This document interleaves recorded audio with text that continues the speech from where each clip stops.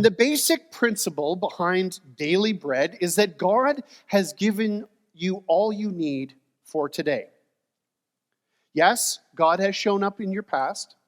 Yes, God will show up in your future. But the only bread you get to eat is today's bread. You can't get your mitts on yesterday's bread or tomorrow's bread, but you can eat and be filled with today's bread.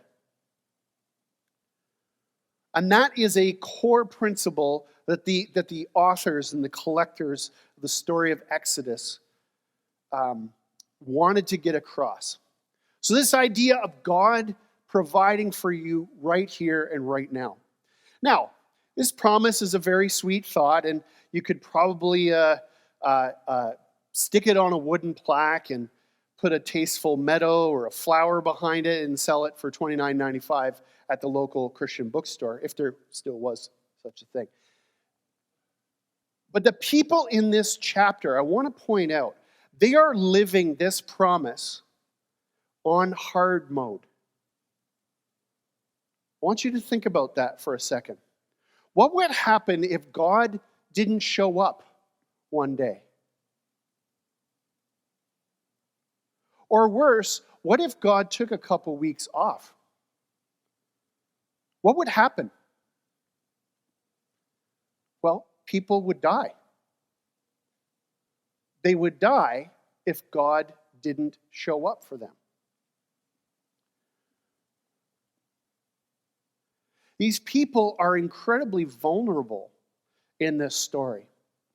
And this is the deep faith stuff you can see in the story, the sneaky stuff that they did to try and game the system a little bit. You can feel their vulnerability and their desperation in this story. Some would try and find some extra on the Sabbath, or some would keep it in their tent overnight in hopes that they could just protect themselves from their vulnerability tomorrow. And that is a core theme of this particular story. It's a principle. Because this is a core human temptation. It is to try to build your life without God at its center or as its foundation. The facts are, we are vulnerable creatures. I can stuff myself silly on Monday at a turkey dinner, and it is doing nothing for me today. Did anybody notice that? Did anybody maybe overeat a little bit last weekend? Did it change your hunger this morning? No, it didn't. Because every day you have needs that must be met. And the challenge of feeling our vulnerability is that we want to hedge our bets against God. We are often convinced that we will do a better job of caring for ourselves than God will do for us. This is a core human temptation. And some of us are tempted to look at our capacity to earn a living and to trust in the fruits of our labors and build a life where God is not required. If God wants to show up, that's nice. If God wants to give us a little extra, that's wonderful. But really, the food on my table, the roof over my head, the car in my laneway, the employment that I have, that's something I did. And if God shows up and he does a little extra, that's very sweet and it's very nice. And this serves us, this way of thinking serves us in several ways. One, it allows us to take our stuff back from God. See, if we manage to convince ourselves that we have earned what we have, then what happens with what we have complete say over. Does that make sense?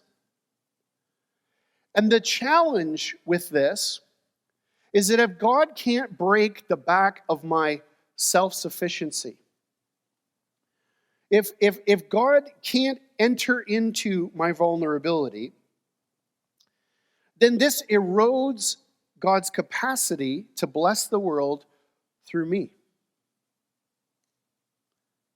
Am I making sense on that? You follow me?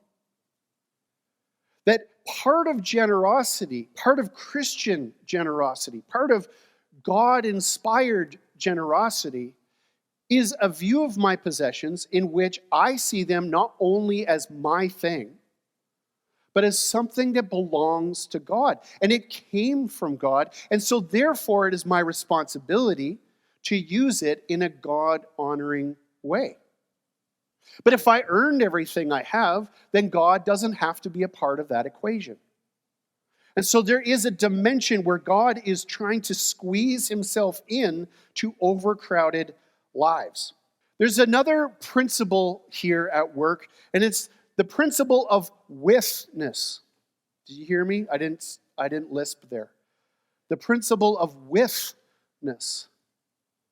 One of the strange things about God, we call God Emmanuel, which means God with us. It's something we celebrate at Christmas. Withness is something that sets God apart from other gods. God wants to be with you in your life. He wants to be with you as you struggle to earn a living. He wants to be with you as you make decisions about the things that you have. He wants to be with you in all of this stuff. And this story is a demonstration of God's desire to be with us in the wilderness, in the desert. First off, you're going to have an opportunity to do this today. And you're going to have an opportunity to do it tomorrow and the next day. Because every day you push the power button on your body, you lay it down, and then your operating system comes back online in the morning, and this is your chance to restart. It's your chance to prepare yourself, to go looking for daily bread. And you get this chance every day. What will you center your thoughts on for today? What will you center your heart on today? How will you start today? This is your opportunity to eat daily bread.